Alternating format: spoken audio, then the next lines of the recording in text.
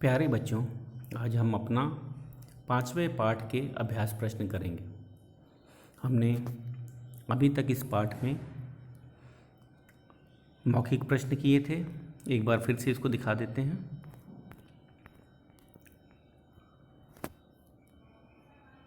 आपने अपना गृह कार्य कर लिया होगा, कविता याद कर ली होगी, लिख ली होगी, चित्र बना लिया होगा और शब्दार्थ भी लिख लिए होंगे। हमने मौखिक प्रश्न किए थे कल और लिखित प्रश्न किए थे। जैसे मैंने बताया था आपको पहले भी, लिखित हमको बुक में भी करनी है और नोटबुक में भी करनी है। आगे हमने किया कविता के जो पंक्तियाँ थी उसको एक सार्थक वाक्य में लिखा और उसके बाद हमने चित्रों के दो दो नाम लिखे। मैंने बताया था कि समान अर्थ वाले शब्दों को समानार्थी बोलते हैं या पर्यायवाची बोलते हैं। जैसे हमारा पहला चित्र है पेड़ का, तो हम इसका क्या नाम लिख सकते हैं? पेड़, वृक्ष। तरु भी होता है लेकिन दो ही जगह है, तो हम केवल दो ही नाम लिखेंगे इसके, पेड़ और वृक्ष। घटा, अभी बादल जो है, बादल के हमको दो नाम लिखने हैं, तो हमने लिखा था घटा और मेघ। घटा का भी अर्थ बादल ही होता है और मेघ का भी अर्थ बादल ही होता है, तो घटा और मेघ। अब हम चलते हैं अपने अगले प्रश्न में।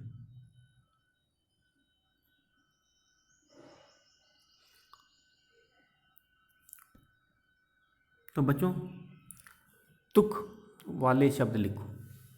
तुक क्या होता है? इंग्लिश में हम लोग बोलते हैं राइमिंग वर्ड्स, उसी की तरह। इसमें अर्थ कुछ भी हो सकता है, इसमें अर्थ कुछ भी हो सकता है, हमें इसमें केवल तुक मिलाना है, ठीक है? इसमें अर्थ से कुछ नहीं लेना देना।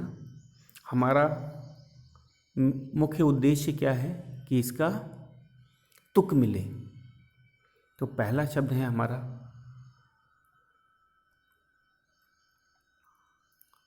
बाँह। बाँह, तो हमने इसी कविता में देखा था कि एक बड़ा अच्छा शब्द था छाह, जिसका अर्थ छाया होता है। तो बाँह और छाह दोनों तुक वाले शब्द हैं। बाँह और छाह क्या है? तुक वाले शब्द हैं। तो हम लोग लिखेंगे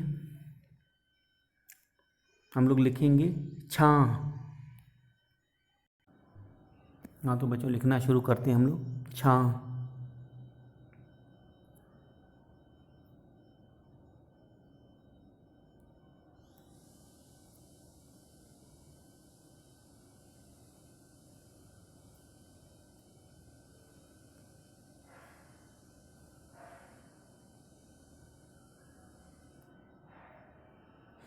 छाह। छाह का अर्थ होता है छाया।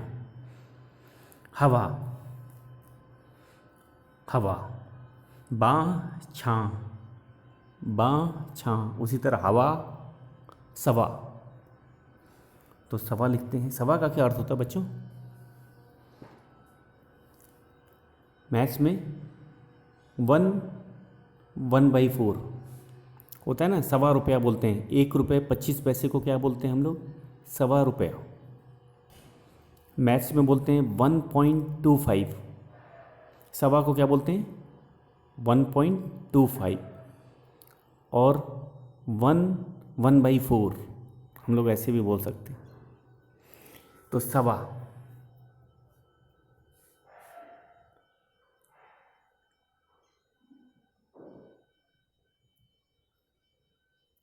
हवा का सवा। इसका तुक मिल रहा है, देखो बच्चों, हवा सवा, हवा सवा, जैसे बाँ छाँ, वैसे ही हवा और सवा। सारी, सारी, सारी मतलब पूरी की पूरी। सारी का हो जाएगा मारी,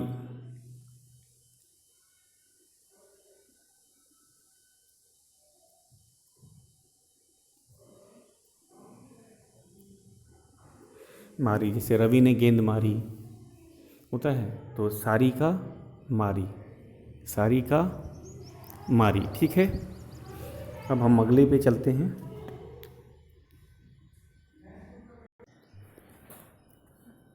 तो अगला शब्द है हमारा खेत। अगला शब्द है खेत। खेत से तुक मिलने वाला शब्द हम लोग ढूंढते हैं। पीछे त होना चाहिए उसके, जैसे खेत में पीछे त है। और क्या कर सकते हैं हम लोग इसमें, हाँ, ए की मात्रा होनी चाहिए और पीछे कौन सा अक्षर होगा, त। अक्षर का अर्थ वर्ण भी होता है बच्चों, ठीक है ना। तो हमें ए की मात्रा होनी चाहिए पहले शब्द पे और त होना चाहिए। तो खेत की तरह तुक वाला शब्द है रेत।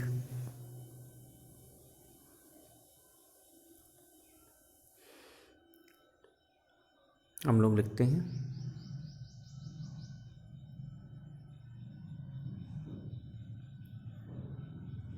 रेत। तो आपने देखा होगा भवन निर्माण में आता है, बिल्डिंग बनाने में इसका यूज़ होता है। नदियों के किनारे भी मिलता है, समुद्र के किनारे भी मिलता है। तो ये खेत रेत। तुक वाले शब्द क्या हैं, खेत और रेत। उसी तरह हमारा दूसरा शब्द है धरती। धरती, तो हमने देखना है कि आखिरी में तुक मिलाने के लिए क्या करेंगे। शब्द ऐसा चुनना चाहिए जिसके पीछे दो अक्षर र और ती वाले हो। र त में बड़ी ई की मात्रा, रति, तभी ना तुक मिलेगा। हमें अर्थ नहीं मिलाना है बच्चों, इसमें हम क्या करेंगे, तुक। तुक मतलब राइमिंग वर्ड्स, उसी से मिलता जुलता आवाज़ के मामले में राइम करता है, ठीक है ना। तुक मिलता है, हिंदी में बोलते हैं तुक मिलता है। तो धरती, भरती, ठीक है। तो हम लोग भरती लिखते हैं। जैसे संगीता ग्लास में पानी भरती है, भरती हो गया, धरती भरती।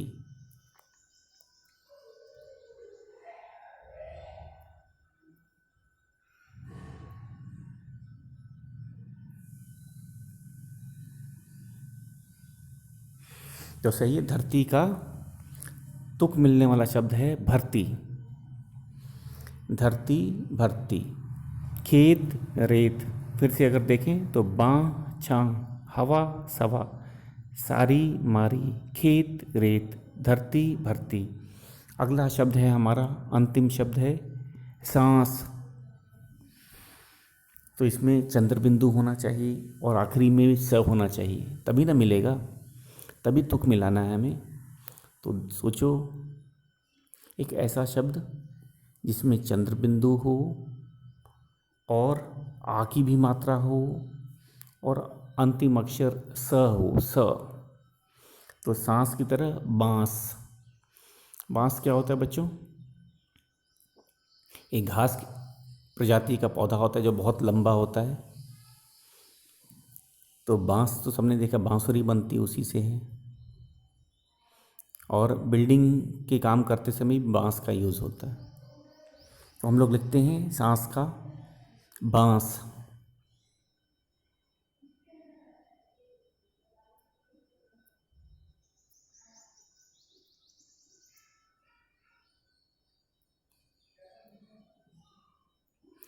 सांस, सांस का बांस। अब हमने कर लिया तुक वाले शब्द, एक बार दोहरा लेते हैं इन सबको, एक बार दोहरा लेते हैं।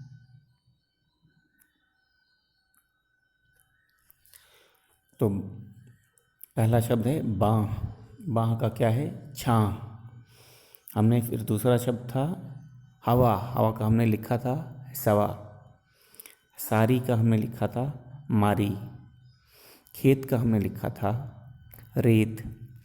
धरती का लिखा था हमने भरती।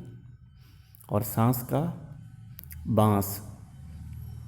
तो ये था तुक वाले शब्द। अगर आपको अपनी तरफ से भी कोई तुक वाले शब्द लिखना हो तो आप लिख सकते हो, लेकिन तुक मिलना चाहिए, ठीक है ना। तो मैं नहीं कह रहा कि जो मैंने बताया वही सही है, शब्द बहुत सारे हैं, ठीक है। तो आप अपने पसंद का भी शब्द लिख सकते हैं, लेकिन वह उसका तुक मिलना चाहिए। तो ध्यान देना है लिखते समय कि उस शब्द का तुक मिले। अब चलते हैं हमारे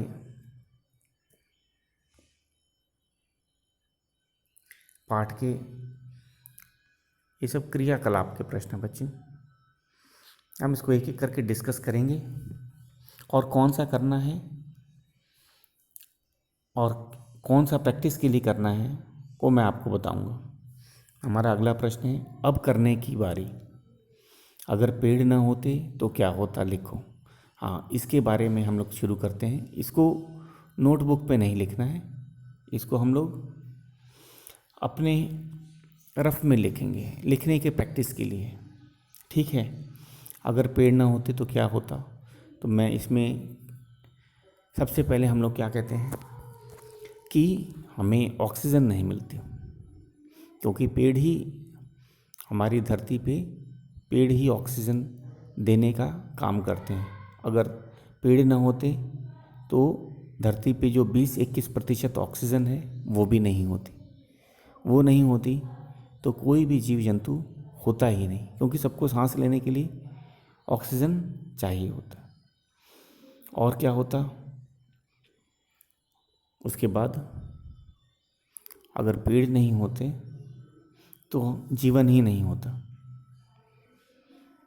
और क्या क्या नहीं होता, हमें लकड़ी नहीं मिलती, हमें पेड़ फल नहीं मिलते, दवाइयाँ नहीं मिलती, छाया नहीं मिलती, और ये पृथ्वी वीरान हो जाता है एकदम, देखने में हरियाली ही नहीं होती। पेड़ों से ही हमारा जो ग्रह है वो हरा भरा लगता है। तो एक ही बात हो गई, पेड़ नहीं होते तो जीव जंतु भी नहीं होते, क्योंकि भोजन, सबको भोजन वही से मिलता है, चाहे वो हिरन हो चाहे वो शेर हो। क्योंकि अगर हिरन नहीं जिंदा रहेगा, अगर हिरन ही मर जाएगा तो शेर भी मर जाएंगे, क्योंकि शेर उन जानवरों को खाते हैं जो कि पेड़ पौधों को खाते हैं। तो हमने क्या देखा कि अगर पेड़ नहीं होते तो जीव जंतु भी नहीं होते। और हमने ये भी देखा था कि वर्षा सबके लिए ज़रूरी है। हमने कविता में पढ़ा भी था कि पेड़ वर्षा को बुलाते हैं। तरीका आपको समझाया था कि पेड़ों के पत्तियों में छोटे छोटे छेद होते हैं, उनसे पानी उड़ता है, पानी वातावरण को ठंडा करते हैं। वो पानी ऊपर जाके वायुमंडल में, एटमॉस्फेयर में ऊपर जाके कंडेंस होते हैं। ईवीएस में आपने पढ़ा था ये शब्द कंडेंसेशन, और बादल बनते हैं, और यही बादल वर्षा करते हैं। तो अगर पेड़ नहीं होते तो वर्षा भी नहीं होती। ये हमने करके बताया था पाठ में। तो इसको आपको अपने रफ कॉपी में लिखना है, कम से कम 4-5 लाइन, ठीक है। अब आपके पास पॉइंट की कोई कमी नहीं है।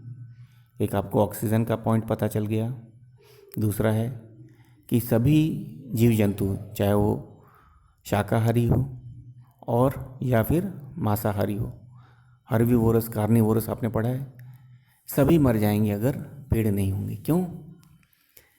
क्योंकि जो शाकाहारी हैं, जो पशु पेड़ पौधे खाते हैं, अगर उनको ही पेड़ नहीं होंगे तो उनको खाना नहीं मिलेगा और वो मर जाएंगे तो हमारे मांसाहारी जीव वो भी मारे जाएंगे, क्योंकि उनको भी खाने के लिए कोई जीव नहीं मिलेगा। तो सभी जीवों को कौन जिंदा रखता है? पेड़। और फिर हमने एक और पॉइंट बताया था, पेड़ होते ही नहीं तो हमें लकड़ियाँ नहीं मिलती, दवा नहीं मिलती, छाया नहीं मिलती। पेड़ पौधों पे ही घोंसले बनते हैं चिड़ियों के, उन्हीं से उनको जैसे बंदरों को, इंसानों को फल कहाँ से मिलते हैं? फल फूल कहाँ से मिलते हैं? सब पेड़ पौधों से मिलते हैं। तो ये हमने डिस्कस किया। आप इसको अपने शब्दों में 4-5 लाइन में रफ कॉपी में इसको लिखेंगे, ठीक है ना। अगला हमारा दूसरा प्रश्न देखो बच्चों, ये भी एक्टिविटी का प्रश्न है। ये आप कर सकते हो। तो ख है, तुम्हारे घर के आसपास कौन से पेड़ हैं उनके नाम लिखो। तो घर के आसपास आप अपने छत पे चले जाएंगे, बालकनी से देखेंगे तो आपको पेड़ दिखेंगे, आपको उनके बस नाम लिखने। तो ये आपको अपने घर के हिसाब से करना है, घर के आसपास कौन है। जैसे आम का पेड़ होता है, पीपल का पेड़ होता है, बरगद का है, नीम का है। तो पेड़ के नाम लिखने हैं आपको। कितने नाम लिख पाते हैं? जितने, अगर आपको नाम नहीं पता होगा तो जैसे एक आपको एक पेड़ दिख रहा है, आपको उसका नाम नहीं पता है, तो आप कैसे लिखेंगे? हाँ, आप अपने पेरेंट्स से, मम्मी पापा से हेल्प ले सकते हैं, पूछ सकते हैं कि ये किस का पेड़ है, इस पेड़ का क्या नाम है। तो आप इसको इस तरह से भी लिख सकते हैं। ये भी रफ कॉपी में करेंगे। इससे हमें क्या हो पता चलेगा? हमें पेड़ पहचानना आ जाएगा, पेड़ का नाम लिखना आ जाएगा, और हमें कभी कभी उस पेड़ का गुण भी पता चल जाता है। गुण किस लिए है? जैसे नीम का है तो दवाइयों के लिए आता है, कोई भी बताएगा आप कि ये नीम का पेड़ है, दवा के लिए होता है। हमें आम के पेड़ का पता है, आम से फल मिलता है। और उसी तरह दूसरे भी हैं, जैसे बरगद, पीपल, ये क्या देते हैं? छाया देते हैं। और इनके फल कौन खाते हैं? चिड़िया खाती हैं। तो हमें नाम पता होना चाहिए, ठीक है। कम से कम पेड़ पहचानना आना चाहिए। अब हम लोग अपने तीसरे एक्टिविटी प्रश्न पे चलते हैं। ग जो भाग है,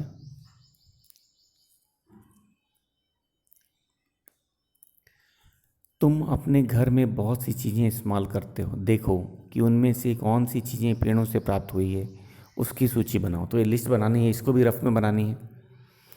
तो हम लोग कौन कौन सी चीज़ें इस्तेमाल करते हैं पहले देखना है अपने। तो कहीं बाहर जाने की ज़रूरत नहीं है, ये घर पे ही चीज़ों को आप देखेंगे।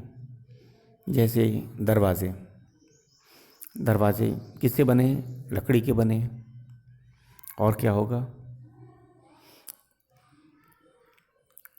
और अगर हम किचन में जाएंगे तो मसाले में दालचीनी, तेज पत्ता, ये सब पेड़ों से प्राप्त होती है, ठीक है। तो हमें पेड़ों से घर में कौन कौन सी चीज़ें मिलती हैं देखते हैं। 4-5 चीज़ें भी होंगी तो काफ़ी है, उसको ढूंढना है, ध्यान से देखना है, ठीक है। जैसे मैंने बताया, किचन में देखने में से तो नहीं लगता कि पेड़ से कुछ मिलेगा, लेकिन 2 मसालों के नाम मैंने बताया। तेज पत्ता पत्ते की तरह होता है, ये पेड़ों से हमें मिलता है। और दालचीनी, ये पेड़ की छाल होती है बच्चों, बार्क, इंग्लिश में बार्क बोलते हैं, छाल होती है। तो ये भी हमें पेड़ों से प्राप्त होती है। तो रसोई में हमने 2 चीज़ ढूंढ ली। लकड़ियाँ हमें पता ही है, जैसे कैरम बोर्ड है, आपके घर में कैरम बोर्ड है तो किससे बना है? लकड़ी से बना है। लकड़ी कहाँ से मिली?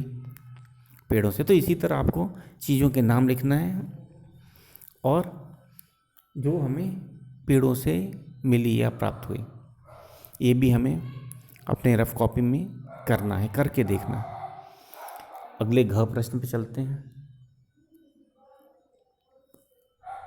हमारा घ प्रश्न है, पेड़ों से संबंधित कविताएं पत्र पत्रिकाओं से इकट्ठी करो, याद करके कक्षा में सुनाओ। तो हमें पेड़ एक ऐसा विषय है जिस पे बहुत सारी हमको कविताएं मिल जाएंगी पेड़ों पे। हम इसको नेट पे भी देख सकते हैं। और एक ये टॉपिक एवरग्रीन रहता है, हमेशा रहता है। पर्यावरण की जब भी बात आती है तो हम लोग पेड़ पे जाते हैं, क्योंकि वो प्रदूषण कम करते हैं, वर्षा लाते हैं, वातावरण को शुद्ध करते हैं। तो ये हमें नेट पे भी मिल जाएगा। तो एक कविता ढूंढो जो अच्छी लगे, छोटी हो, ज़्यादा मुश्किल नहीं होनी चाहिए, उसको याद करो। ये भी याद करने का काम है। तो ये जितने एक्टिविटी वाले प्रश्न हैं, कई बच्चे इसको छोड़ देते हैं, कहते हैं तो लिखना ही नहीं है, या लिखना है तो हम तो रफ कॉपी में लिख रहे हैं, इसको कौन देख रहा है। तो ऐसा नहीं, जो भी एक्टिविटी प्रश्न हैं सारे ज़रूरी हैं।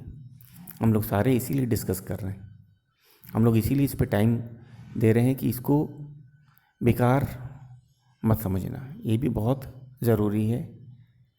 इससे हमारा ज्ञान बढ़ता है। हम लोग पाठ पढ़ रहे हैं, पाठ से हमने पेड़ के बारे में जाना, उसका महत्व जाना, और ये भी उसी से जुड़ी चीज़ हैं कि पेड़ों के नाम क्या होते हैं, पेड़ नहीं होते तो क्या होता, घर में हमारी कौन कौन सी चीज़ पेड़ों से बनी है। हमारा पलंग, उसकी लकड़ी भी पेड़ों से आ रही है। हमारा कैरम बोर्ड, वो भी आ रहा है। तो उन सब का हमें पता होना चाहिए, तब हमें पता असली में चलेगा कि खिड़की दरवाजे, हमारे घर, हम तो चारों तरफ से पेड़ों पे ही आश्रित हैं। पेड़ नहीं होते तो हमारे कितनी चीज़ें नहीं होती। जैसे तुम्हारे लिखने वाली पेंसिल ही है बच्चों, वो भी पेड़ से ही प्राप्त होती है। अगर पेड़ नहीं होते क्या हमारी पेंसिल बन पाती? क्या हम लोग पेंसिल छील पाते, हम लिख पाते? तो देखने में ये सब बहुत छोटी चीज़ें होती हैं, लेकिन सब हमें पेड़ों से ही प्राप्त होती हैं। तो ये सूची बनाना है, इसको एक्टिविटी प्रश्न सोच के इसको छोड़ना नहीं है, इसको करना है। और हमने कहा कविता, तो कविता, पेड़ से ही एक कविता भी ढूंढनी है। नेट पे भी ढूंढ सकते हो, जो छोटी हो, ज़्यादा मुश्किल कविता नहीं ढूंढनी है, जो एक 8 साल का बच्चा पढ़ सके, समझ सके, छोटी कविता ढूंढनी है और उसको याद करनी। जब स्कूल खुलेगा तो इसको हम लोग क्लास में सुनेंगे, ठीक है ना? तो कोई चीज़ बेकार नहीं जाती। अब आगे चलते हैं हम लोग। अगला प्रश्न है हमारा, पढ़ो, याद करो और गाओ। तो एक कविता पुस्तक में ही लिखी है, क्योंकि कविताएं इसमें आपको ढूंढना नहीं पड़ेगा। घ वाले प्रश्न में तो आपको क्या था, आपको कविता ढूंढनी थी। अब इसमें कविता लिख दी गई है, तो ज़रा इसको पढ़ते हैं, याद करना है और कविता पाठ करना है। गाओ, तो कविता गीत की तरह गाते हैं, या हम लोग इसको कविता पाठ बोलते हैं, ठीक है? क्योंकि इसमें तुक वाले शब्द होते हैं। तो शुरू करते हैं। पहले हम लोग कविता पढ़ लेते हैं, उसका मतलब भी मैं समझाता हूँ। कुछ प्रश्न होते हैं जो परीक्षा में नहीं आते, लोग सोचते हैं कि वह उनका कोई महत्व नहीं है, वो बेकार है। ऐसी बात नहीं। ये कविता हमारे बुक में है, भले एग्ज़ाम में ना आए, लेकिन ये हमको ज्ञान देगी, पेड़ों का महत्व सिखाएगी। तो हम लोग इस कविता को पढ़ते हैं। मेरे घर के पास लगा है पेड़ नीम का हरा भरा, उसकी डालें झुक झुक छूती, मेरे रहने का कमरा। तो इसमें एक बच्चे पे देखो, बच्चे, एक बच्चा है, उसके घर के पास में एक नीम का पेड़ है, देखा, और वो बोल रहा है कि उसकी जो डालियाँ हैं, नीम की डालियाँ हैं, उसकी रहने वाला कमरा, उसके बेडरूम में भी उसकी कुछ डालियाँ आ जाती हैं, छूती रहती हैं। दिख रहा है खिड़की से, तो उस लड़के का रहने का कमरा है उधर। तो नीम का पेड़ हम जानते ही हैं, वो क्या होता है, औषधि गुण होते हैं, मेडिसिनल ट्रीज में आता है। कहते हैं वायु को शुद्ध करती है। कीड़े मकोड़े जहाँ नीम का पेड़ होता है वहाँ आसपास नहीं आते। तो कविता, फिर से हम लोग कविता पे चलते हैं। तो इस छोटे लड़के ने कहा है, मेरे घर के पास लगा है पेड़ नीम का हरा भरा, उसकी डालें झुक झुक छूती, मेरे रहने का कमरा। तो इसमें बच्चा बता रहा है कि नीम का पेड़ मेरे घर के पास में है, उसकी डालियाँ जो हैं, शाखाएँ, टहनियाँ उसके कमरे खिड़की तक दिख भी रही हैं, वहाँ तक छूती हैं। शाम सवेरे चिड़िया आकर इसमें शोर मचाती है, तरह तरह के गाने गाकर मेरा दिल बहलाती है। तो उस नीम के पेड़ पे मैंने बताया केवल दवाएं ही नहीं मिलती, पक्षियों को घोंसले बनाने के लिए जगह मिल जाता है, उनको आराम करने के लिए स्थान मिल जाता है। तो वो बोल रहा है कि सुबह और शाम को चिड़ियाँ उस पर आती हैं और गाने गाती हैं। उनका शोर क्या होता है, गाने का शोर होता है, वो अच्छा लगता है। तो ये जो चिड़ियों की चहचहाहट है मन को बहलाती है, मतलब खुश कर जाती। बहलाना मतलब खुश कर जाना। जब सावन आता है, अब अगले पे चलते हैं हम लोग। जब सावन आता है तब इसकी डालों में झूला डाल, जब सावन आता है तब इसकी डालों में झूला डाल, मैं झूला करता हूँ इसमें झूला करता हूँ गोपाल। तो इसमें कवि बता रहा है कि जब सावन का महीना, वर्षा ऋतु आती है, तो वर्षा ऋतु में कहते हैं सावन में लोग झूला झूलना पसंद करते हैं। लोग पेड़ों की डालियों पे, जो मजबूत डालियाँ होती हैं, उस पर झूले डालते हैं और झूलते हैं। तो ये लड़का भी बोल रहा है सावन के महीने में मैं झूला करता हूँ, इसमें झूला करता है गोपाल। और कोई गोपाल नाम का भी लड़का होगा, वो भी इस डाली पे झूलता है। तो इसका कोई मित्र होगा इस लड़के का, वो भी आ जाता होगा सावन के महीने में। जब नीम की डालियों में झूला बांधा जाता है, लगाया जाता है, तो हमारा ये छोटा लड़का तो झूलता ही है, शायद इसका मित्र जिसका नाम गोपाल है वो भी झूलता है।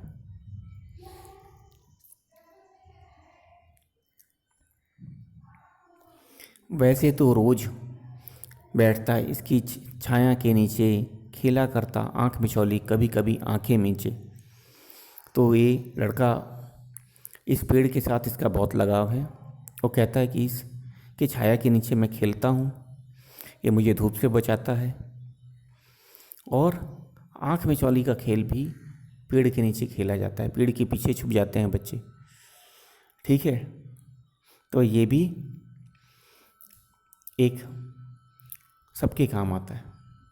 इसीलिए बच्चों कभी भी देखोगे पार्क में, बाग में पेड़ जरूर होते हैं।